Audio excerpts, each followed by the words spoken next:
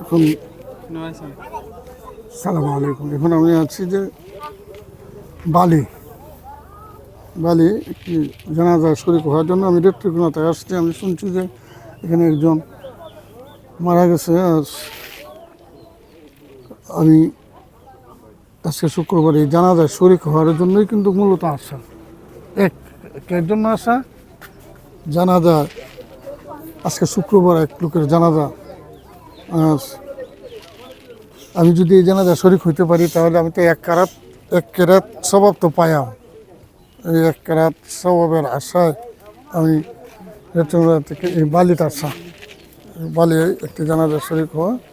আর বলা হয়েছে যে একটি জানাজা শরীক হওয়ার কি লাভ, এক কেরাত সব পাওয়া যায়। আর যদি কেউ মরহুমকে দাফন করা পর্যন্ত থাকে তাহলে 2 কেরাত সব লাভ করবে, যে জানাজায় শরীক হবে এবং কি মরহুমকে কবরস্থ করার পর্যন্ত যে থাকে। আর এখানে অসংখ্য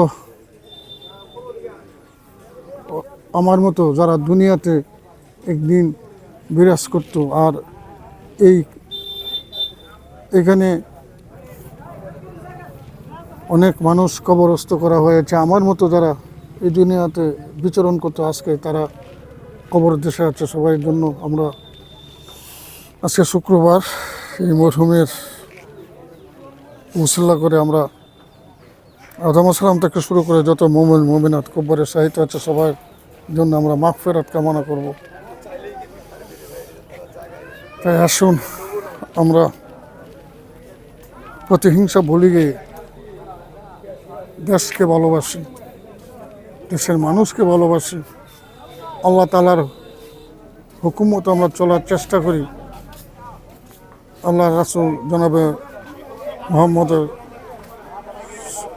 সাল্লাল্লাহু আলাইহি সাল্লামের যে বিধান আছে সেই বিধান মতো আমরা চলার চেষ্টা করি, তাহলে আমরা শান্তি লাভ করতে পারব। আসুন আমরা সবাই সকল মরহুমের আত্মার মাগফিরাত কামনা করি। আসসালামু আলাইকুম ওয়া রাহমাতুল্লাহি ওয়া বারাকাতুহু।